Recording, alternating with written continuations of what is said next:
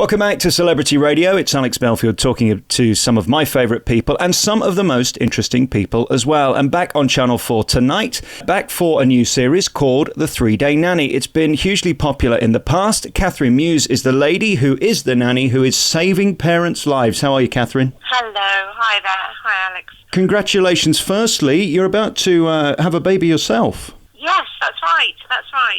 11 days till due date. So...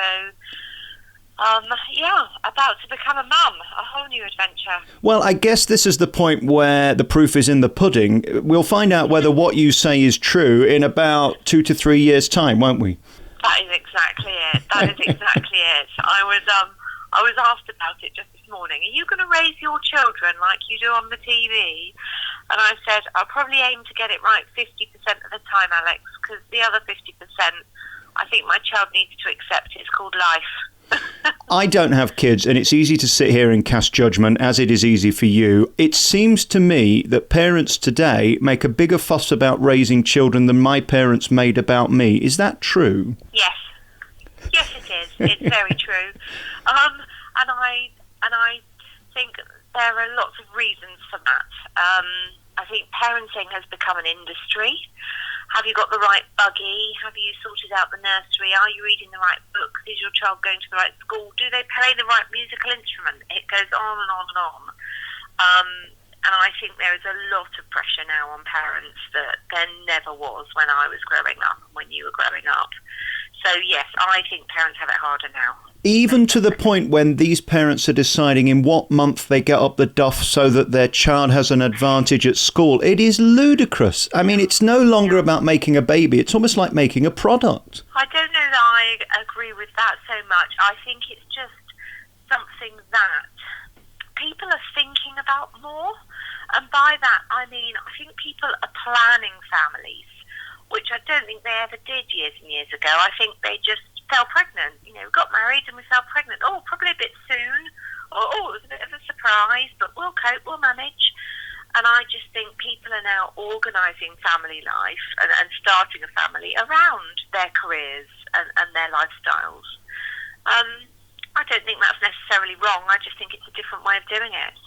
I get that. Then I also see that kids today can't play by themselves. Whenever I go to my friends who have children, I have to sit and play with the kids 24/7, and we never get to the end of a sentence. In my day, I was in my bedroom, I'd got collections of this, that and the other thing. That's changed as well.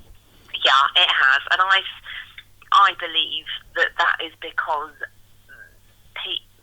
today we are over-parenting. So I don't think that our parents felt guilty when they said, go play in your room, go and play in the garden, I've got Auntie Flo coming round for a cup of tea. Whereas I think now there is a lot of pressure to be seen to being the perfect parent, to always be engaging with your child and always involving them. But when you do that, you do make a rod for your own back. So it's about getting a fine balance, a very fine balance between I'll play with you now, or Uncle Alex will play with you now, but, you know, there's going to come a time where you go and play on your own because I want to chat to Uncle Alex. Yeah, exactly. Right, let's start at the beginning. It never did me any harm is a saying that my parents always said about theirs and I've said about mine. Is that now old-fashioned and verging on abuse? Because a clip round the ear just is not acceptable, is it, today? I don't think it's ever been acceptable. The other thing is, did it do you any good? No, it certainly didn't. Did it make you a better person? No. Right. So what are the alternatives? That's what I'm asking. Right, okay. So I truly believe in life, Alex. The worst thing to be in the world is ignored. I would much rather have a row with someone than be ignored by them. And therefore, every child I've ever worked with knows very quickly if they've disappointed me, they need to spend time on their own. Or if they aren't listening to me, they need to go and sit on their own until they are ready to listen. So I believe that is a harder form of punishment than ever being smacked, because you have to go away and think about it, and you end up feeling quite rotten, and then you feel remorse, and that's what you want the child to feel, because because that's how they learn right from wrong. Yes, it's the same principle that BBC managers had with me when I was there for 15 years. Just sort of ignore him and he'll behave himself. Doesn't always work. What's the biggest mistake parents are making today? Is it that they're too sort of hypersensitive? It seems to me that we've got buttons for this and we've got radio systems for that and breathing apparatus for this and mats for that. Again, it's much more complicated now having a baby. Does that help? No, I don't. I don't think it helps at all. I think parenting is being overthought way too much now. It really is, and I think because of all of the media and the TV shows and the books and the chat rooms and everything else you can go to give you advice on being a perfect parent puts a lot of pressure on. And I think we're all trying to be so perfect that I think a big flaw is parents are shying away from using their natural instinct and having the confidence just to sometimes say no. Right. And I think that's where a lot of parents are going wrong now, and that is, don't feel guilty about disciplining. It's just a hard bit of parenting. You have to do it.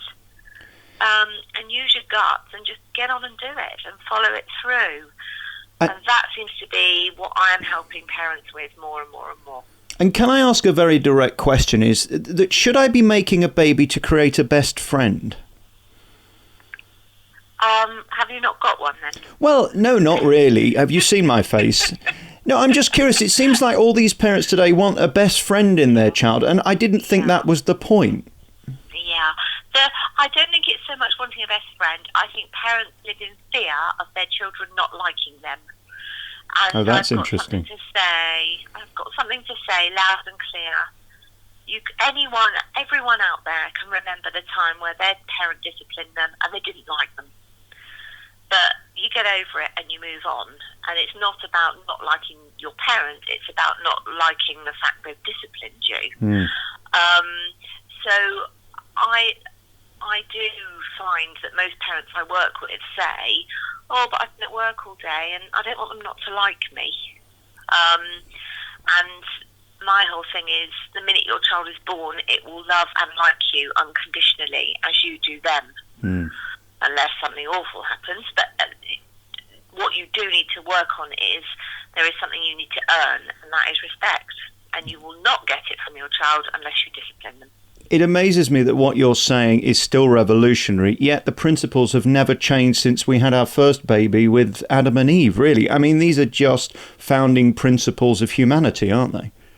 Absolutely. But then, as a parent, emotion gets in the way and life gets in the way, and we overcomplicate it and we compare ourselves to others and we judge others, and it all becomes so much more than it needs to be. You've mentioned that a lot, the competitive side of being a parent. Is that a huge problem now, brought on, I would think, by Facebook? It seems to me when I look down my timeline that all these parents are trying to brag that they've got the smartest, cutest, cleverest, fastest, brainiest, most beautiful child in the world. And again, that's putting an added pressure on the child that it doesn't need. Yes, yeah, absolutely. No, I think with technology now and all of these, what you mentioning Facebook and Twitter and everything, I think people just want to share their lives now. But to me, that's your child's life.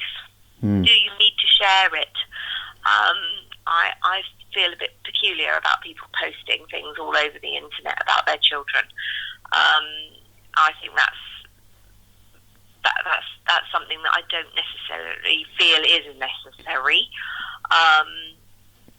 Well, you see, I was an ugly child, and I'm just glad that I'm 35 now, and none of my child pictures exist online. They can't be found. But the trouble is, when my kids are going to be 35, every single thing they've done is going to be catalogued on Google. It is concerning, not only from a human perspective, but from a privacy perspective. It is concerning. I don't think people have thought of the longer impact and sort of, when you're 40 years old, do you really want your first time that you were sitting on the toilet having a poo? It's inappropriate.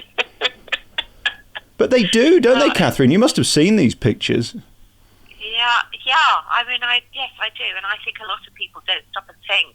They've got their mobile phone, and a funny moment has occurred, and before you know it, they've clicked and sent. But I guess that it's just going to be the norm, isn't it, for children, that everything is on a screen and everything is accessible, and they will know no different. Yeah, worrying. Two biggest things, finally, that I think parents have to deal with is eating and sleeping. Let's start with eating because we do that first. He doesn't want to eat that. He won't eat that. She won't do this. She won't do that. How do I get my child to eat a piece of cucumber if they don't want to do it? Yeah, well, you can't get anyone to chew and swallow, can you? It's something that they need to choose to do. And I deal with a lot of very difficult situations of families who have got themselves in a rut of child dictate meal. And meal seems to be a choice of 3 different things, and they rotate them on a weekly basis. On a weekly basis. I think it goes wrong when pressure is put on. So my whole thing about meal times is don't put pressure on. I would never, Alex, if you and I sat down for a meal, I wouldn't say, "Oh, Alex, why are you eating the peas first? Why don't you eat your steak first?" Or, "Why have you got that much sauce?" Or, "I'm not going to eat, actually, Alex. I'm just going to sit and watch you." I mean, how many parents do that? Yes. I'm just going to sit here with a cup of tea and stare at you and remind you what's on your plate. I mean, if you put yourself in that child's position, you wouldn't like it. So why on earth? And I think that's what eventually happens. And a child thinks, I've done with this pressure. I'm not hungry anymore. Therefore, I'd like to get down. So I have observed that some parents do tend to escalate every situation until it becomes a screaming match amongst themselves. I guess there's a point where you have to walk away or shut up. What is the best way to de-escalate those sort of awkward situations? If you don't want to eat it, leave it. Is that the best thing to say? Yeah, I think it is. But like you've said, and I was about to say, yes, I totally agree, Alex, walk away. Right. Walk away. The amount of people that feel they have to stay in that room with the child. And, years and years ago, the good old timeout phrase, it was introduced to parents because it was all about saying to a parent, you step out of the room before you lose control. Yeah. But actually, it's about parents going into timeout, not children. Yes. So my whole thing is, and I still do it, Alex, and I will be doing it when I have my child, and that is, if you wind me up, I need to leave the room, because I refuse for something half my size, a fraction of my intelligence, to push my buttons. I'm sorry, I am leaving the room. So yes, when meal times become all a bit heated, I will instantly say, game over. We'll all scrape it in the bin and we'll look forward to the next meal. But finished, done. And they won't starve to death. That's what we need to tell ourselves, that missing one meal is not going to mean our child will die of hunger. Exactly. Right. I put a spin on that, Alex, and I say, in my brain, I don't say it out loud, but I go, brilliant, because you'll be really hungry for the next meal. It's a very good point. Yeah, right. Reverse psychology is always going to work, isn't it? Are we still a fan of the naughty step, by the way? Is that still appropriate? I don't like it, Alex. I don't like labelling children, because I believe what you label, they will become. Right. So I don't like saying naughty. Okay. I think there is bad behaviour, but I don't think there are bad children out there, and I don't think there are naughty children out there. But as I said before, my whole thing is isolation. Go and sit on your own. So it's exactly the same principle. I'm just not labelling you and telling you that because you're 3, you've got to sit there for 3 minutes. Right. I'm saying you need to sit there, and once you have got cross and then calm down, then we'll talk about it. But stay in a separate room to me, please. Interesting. So it's all in the phrasing of it. Exactly. Right. I never want a child to feel that they're labelled. I just don't like that at all. And then, of course, very finally, sleeping is the big thing that drives most parents to verge of insanity. I've seen very close friends of mine literally have breakdowns over it. I think when we say, Alex, we remember our childhood, we probably remember from age 5 or 6 up. Right. We don't remember the hard yakka that our parents had, that every parent has for the first year to 2 years. where, and many parents will say it doesn't get easier because they end up becoming more defiant and push boundaries even more. Sleep is a hard one. 70% of my clients that come to me have got themselves in a right old stew and a right old mess over sleep. And eventually you get to a stage where you will do anything just to get some shut-eye. And that's where they're, all right, get in my bed then. Right. All right, I'll sleep on your carpet. All right, I've seen grown men get in cots. I had a wonderful, an absolutely wonderful tale of, it must be 2 years ago, I got an email from a gentleman through my website, and he was bragging. And he told me the company he works for and how much he earned and what car he drove, and I was reading it, you absolute arse. And I carried on reading, and he said, and this is where my son sleeps, and it was a beautiful, great, big king-size bed with his wife, and he said, and this is me, and he was curled up in a Thomas the Tank bed. And he said, you thought at the start of this email I had everything. At the end of the email, you've realised I've not got a lot. Right. So I think you'll do anything just to get some sleep. Yeah. So you end up getting yourself in a right old stew, and the older children get, the harder it gets. Many people will say to me, I can't physically keep them in the bed. I can't strap them in it. So it does get hard. It gets very hard. And I really feel for people who've got themselves into such deprivation of sleep. And I see so easily how it can happen. I mean, and it does, again, the word escalate. Once you're tired, everything becomes bigger and worse than it really is. Yeah, absolutely. And you are so tired, you can't logically think how it could ever change. So you get yourself into a real, I call it, it's like a sleep debt. Right. When you've got a debt and you think, oh my God, how am I ever going to pay it back? When am I ever going to pay it back? And you get yourself into a flap. It's like that when you're deprived of sleep. When am I going to get sleep? Will I get 2 hours tonight? Maybe I'll get 1.5 hours before they wake me up. Or maybe if I get into bed at 8 o'clock, then I can have 2 hours before they wake up. And you start to try and claim back this sleep debt. And people just take it as that's their normal life. Yeah. So bringing this interview full circle, you claim within 3 days you can snap the child out of this behaviour, and it basically is persistence. That's what I learned from all of your programs, is that you have to stick by your guns, you cannot give in, don't lose your temper, just keep being persistent. Yeah, exactly.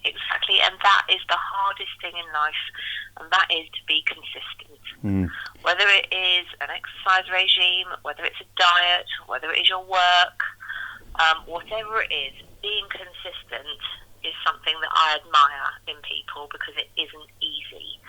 But yes, I do. I show parents every single week, if you can do something 3 days in a trot and you do it with confidence and positive energy, and your child believes in you and you believe in them, it will change. I love your persona on TV. I love how you come across. You're so much more gentle than some of the other people doing it, and you do it with great compassion. I wish you all the best with your new baby. The 3 Day Nanny returns to Channel 4 tonight, Tuesday nights. It must be great being you right now because, I mean, you just get to solve people's biggest issues in their lives, and you literally are changing their lives, aren't you? Yeah, it is a wonderful feeling. It is, and I have not yet stepped out of the front door after 3 days and had a tear. As well as punch the air and sort of click my heels. It's extremely rewarding, and I feel blessed that I have the ability to help parents. I do, and I think all the best parents out there, Alex, to me, are the ones that ask for help. Yeah. Because they know they're good parents, but they want to do it even better, and they want the best for their children. So, yeah, I'm very lucky with the families I meet. Let's speak on the 28th of July 2017 and see how your toddler's doing. And if you need any help, give me a call and I'll see what I can do for you, Kathryn. How about that? That is great. I've got visions of you saying, just say to him, sit down, shut up. Go on the naughty step. Hey, listen, great to talk to you. I've loved chatting. Kathryn Mewes, the star of 3 Day Nanny. Thank you very much.